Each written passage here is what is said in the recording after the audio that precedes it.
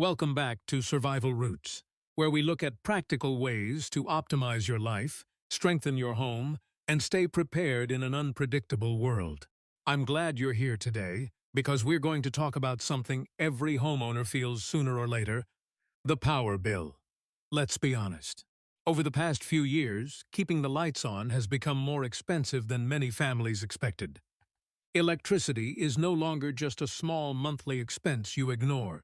With artificial intelligence data centers growing fast, more vehicles moving to electric power, and aging power grids built back in the 1960s and 70s, the entire energy system is under real pressure. At the same time, our homes now use more electricity than ever, from heating and cooling to pumps, chargers, freezers, tools, and smart devices. That is why millions of people are feeling squeezed by rising utility bills, and cost is only half the problem. Extreme weather is causing more frequent outages, and grid reliability is no longer something every family can take for granted. Anyone who has gone through a long blackout knows how quickly a comfortable home can become vulnerable when the power stops. But here is the good news. In 2026, you do not have to be completely at the mercy of the grid anymore. With the right setup, you can generate your own power, store it, and manage it smartly enough to greatly reduce, or even wipe out, your electric bill. This is not some distant future idea. It is already happening in real homes. Today, we are going through the top energy technologies of 2026 that can help power your home for free when they are used wisely. We will look at advanced solar breakthroughs, salt-based batteries, backyard wind turbines, smart storage systems, and even machines that pull clean water from the air.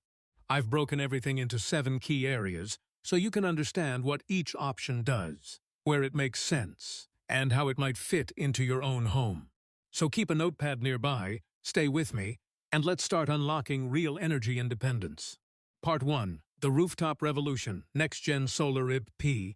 Let's begin with one of the most important upgrades in home energy: solar. For many years, traditional silicon solar panels have been the practical standard. They are dependable, widely available, and much cheaper than they used to be. But like many building materials, they have a limit. Most common panels top out around 20 to 22% efficiency. If your roof is small or partly shaded by trees, that limit matters. You may simply not have enough clean roof space to cover your real electricity needs. In 2026, that problem is starting to change with the perovskite silicon tandem solar cell. The idea is simple but powerful.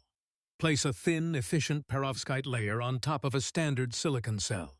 The perovskite captures high-energy visible light, while the silicon underneath captures lower-energy infrared light. By using more of the sunlight that hits the roof, this tandem design is pushing residential module efficiency beyond 26%, with lab tests reaching as high as 34%. For a homeowner, the benefit is clear. You can produce over 20% more power from the same roof area. If your home uses a heat pump, charges an electric vehicle, runs a workshop, or depends on electric appliances, that extra output can make the difference between a system that only helps and one that truly offsets your bill. But not every homeowner wants the look of standard solar panels. Some people care about curb appeal, and some neighborhoods or homeowners associations make visible panels difficult.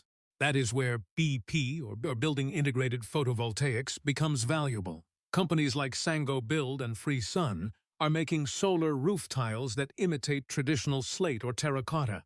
From a short distance, they look like a normal roof covering, but they are quietly producing power. And if you want something more unique for a backyard space, the Tensor Dome is another example of where this technology is going. It is a geodesic structure covered in triangular photovoltaic glass. Inside, it can function like a small retreat or relaxation pod, while producing roughly 10,000 watts of power, enough to run the dome and send extra energy back to the main house. So here is the question. If you were rebuilding your roof tomorrow, would you choose high-efficiency tandem panels, or would you rather have invisible solar tiles that blend into the home? Part 2. The battery wars. Sodium-ion and solid-state producing solar power during the day is a great start. But every experienced homeowner knows the real test comes after sunset. If you cannot store that power, you are still leaning on the grid when you need energy most. That brings us to the next major piece of the system: batteries.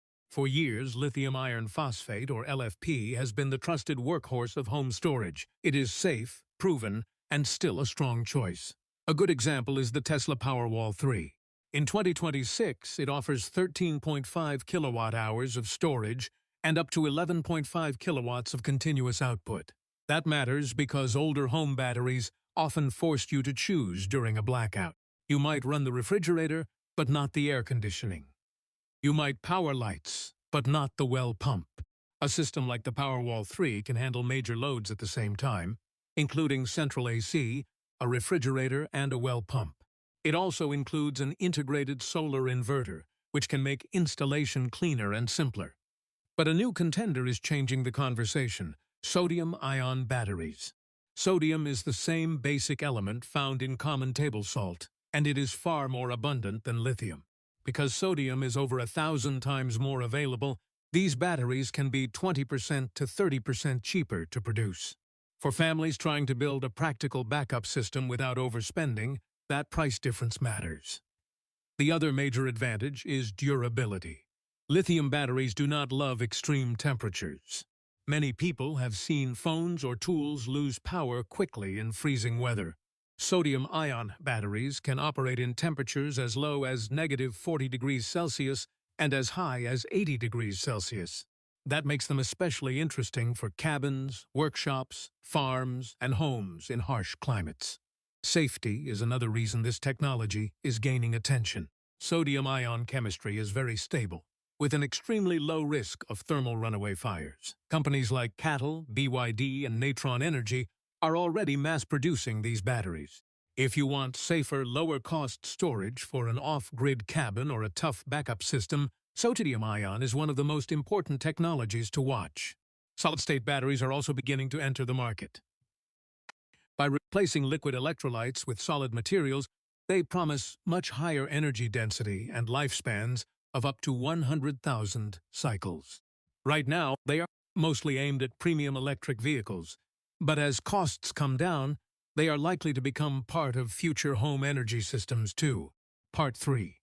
Wind power reimagined, small and hybrid. Now that we have talked about the sun and the batteries, we need to look at the next layer of a dependable home energy system: wind. In real construction and homestead planning, relying on only one source is rarely wise. The sun is powerful, but what happens in the middle of winter when the sky stays gray for days and your panels barely produce? That is when wind becomes valuable. For a long time, small residential wind turbines did not live up to the promise. The old propeller-style models usually needed tall towers and steady, open wind. That might work on a farm or a wide piece of land, but it is not ideal for a suburban backyard where wind bounces off roofs, fences, trees, and walls. This is why the newer designs are worth paying attention to. The Liam F1 from the Archimedes, for example, is shaped like a spiral nautilus shell. Instead of fighting shifting urban wind, it is designed to capture it, and it can begin generating power at only 4.5 miles per hour. Then there is the Helix vertical axis turbine, about 13 feet tall, built to spin quietly in a yard while producing around 3,000 kilowatt-hours a year. The stronger strategy in 2026 is not wind alone, but a hybrid solar-wind setup. Solar usually performs best around midday, while wind often becomes stronger at night or during winter storms. Used together, they balance each other naturally. That is the idea behind systems like the Giraffe by Aventum. It stands about 39 feet tall, carries 24 solar panels, and includes a wind turbine, with a combined peak output of over 16 kilowatts. For smaller properties, the GreenPack offers a more compact approach, mounting on the roof without penetrating the structure and combining solar and wind in one unit. When wind and solar work together, your batteries have a much better chance of staying charged. Instead of depending on one condition, you use what nature gives you at different times of the day and year. Part 4. Virtual Power Plants, VPP. Get paid for your power. Now we come to one of the most interesting changes in home energy. What if your house did not only reduce your electric bill, but also helped put money back into your pocket? That is the idea behind the virtual power plant, or VPP. The central grid is under pressure from artificial intelligence data centers, electric vehicles, extreme weather, and rising demand. Utilities can spend billions building new fossil fuel peaker plants that only run during high-demand hours, or they can use power that is already stored in thousands of home batteries. Increasingly, they are choosing the second option, and that means homeowners can be paid for participating. Here is the simple version. A VPP is a software platform that connects many home batteries into one coordinated network. During a heat wave, when everyone turns on air conditioning and the grid is close to being overloaded, the system can signal your battery to send a small amount of stored power back to the grid. You do not need to walk outside, flip switches, or manage the system by hand. The process is automated, often guided by smart software and artificial intelligence. In return, the homeowner gets paid. In places like Massachusetts and New York, some homeowners are earning from $1,000 to over $2,000 a year simply by joining these programs. Companies such as Lunar Energy, Swell Energy, and Base Power are helping build this new model. Base Power is especially interesting because it can install a battery for a smaller upfront fee and a monthly subscription, giving the homeowner backup power while the company manages the grid services. This changes the role of the house. You are not only a consumer buying power every month, you become a prosumer, producing, storing, and sharing energy. With the VPP market projected to pass $30 billion by 2033, this is a shift every serious homeowner should understand. Part 5. Biomass and microhydro. Unconventional free power. Now let's talk about backup power for people who want a tougher, more independent setup. If there is no sun and no wind, especially on a remote property or off-grid homestead, you still need a reliable source of electricity. That is where biomass and microhydro come in. Instead of depending only on noisy diesel generators and expensive fuel, 2026 gives us better ways to use resources that may already be on the land. One example is the power pallet. Think of it as a small biomass power plant built onto a mobile skid. Instead of fossil fuel, it can run on waste materials such as walnut shells, wood chips, corn cobs, or pellets. The system burns that biomass in a gasifier and turns it into a combustible synthetic gas. That gas then runs a generator capable of producing a steady 20 kilowatts of power. About 22 pounds of dry yard waste can provide energy similar to a gallon of diesel, but the fuel may be far cheaper, or even free if your property produces it. And if your land has a stream or river nearby, the opportunity may be even better. A hydrodynamic turbine, working much like a modern Archimedes screw, uses the constant movement of water to spin a generator. With the right flow, it can produce 5 kilowatts or more of continuous electricity, day and night. That is the beauty of microhydro. The sun goes down, wind comes and goes. But moving water can keep working all the time. For the right property, it may be one of the most reliable renewable power sources available. In the end, real energy independence is not about copying one system from someone else. It is about looking at your own land, your own weather, your own materials, and using what is already there wisely. Part 6. Heating, cooling, and water. The silent energy hogs now. If we are serious about getting close to a zero electric bill, we cannot ignore the biggest hidden loads in the house: heating, cooling, and water. These are the systems that quietly drain the most energy. You can install good solar panels and a strong battery, but if your hot water, air conditioning, and water supply are poorly planned, your battery reserve disappears fast. Instead of using valuable electricity to heat water, it makes sense to let the sun do that job directly. Thermal collectors like the Sulmex system look similar to solar panels, but they do not make electricity. Cold water moves through absorber tubes under a glass surface, heats up under the sun, and then returns to your plumbing. It is a simple idea, and simple ideas often last because they do one job well. For homes with limited space, the Gyrosol is worth noticing. It uses compact thermal rolls that need about 4 times less space than traditional flat panels. You can mount them on a wall, a roof, or even near a rain barrel. For small homes, cabins, and tight lots, that kind of flexibility matters. And then we come to water itself. If you live in a dry region, or your well has ever run low, you already know that energy independence is only half the story. Water independence is survival. The Trident 12 is an atmospheric water generator that pulls moisture from the air, condenses it, filters it, mineralizes it, and can produce about 12 gallons of clean drinking water each day. Pair a machine like that with solar power, and you are not only cutting the electric bill, you are also reducing dependence on municipal water or a vulnerable well. That is real freedom. Your home, your systems, and the natural resources around you working together. Part 7. Bringing it all together, hybrid versus off-grid and ROI. We have looked at some impressive technology, but technology alone is not a plan. The real question is how to combine these systems in a way that makes financial sense. This is where we need to talk about on-grid, off-grid, and return on investment. A lot of people say, I want to cut the cord completely. I want to be 100% off-grid. I understand that thinking. There is something powerful about owning your own energy. But from a practical cost perspective in 2026, a fully off-grid suburban home is still difficult. To survive the shortest winter days, long storms, and cloudy weeks, you need a much larger battery bank than most people expect. That pushes the upfront cost very high and can stretch the payback period to 10 or even 15 years. For most homeowners, the smarter and faster return comes from a hybrid system. You stay connected to the grid, but you add your own solar, wind, smart batteries, and inverter. That gives you the best of both worlds. You produce your own electricity during good conditions, store power for night use, and keep backup power ready when the grid fails.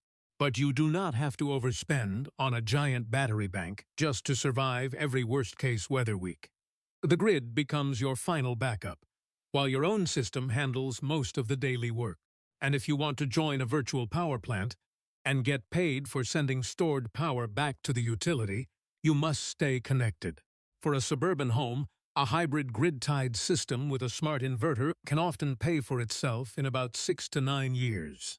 After that, the power you generate becomes a long-term gain for the household. The process is also getting easier.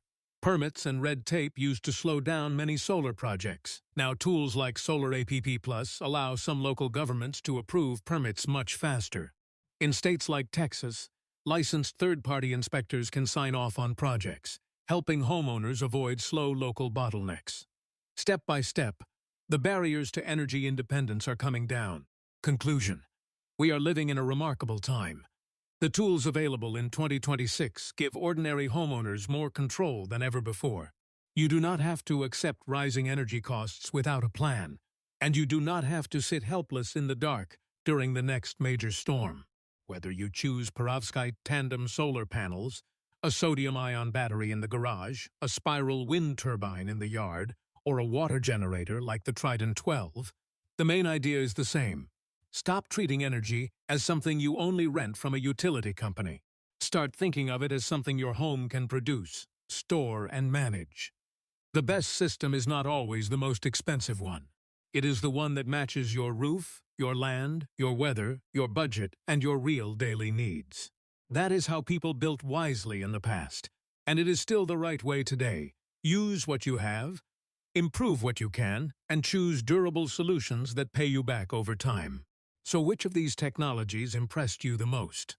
Are you leaning towards sodium-ion storage, high-efficiency solar, backyard wind, or pulling clean water straight from the air? Share your thoughts, plans, and questions in the comments so we can build a community of stronger, smarter, more self-sufficient homes. If this brought you value, hit the like button, share it with someone who is tired of high electric bills, and subscribe to Survival Roots for more practical ideas on living free, building wisely, and staying prepared. Until next time, keep optimizing, keep growing, and stay powered up.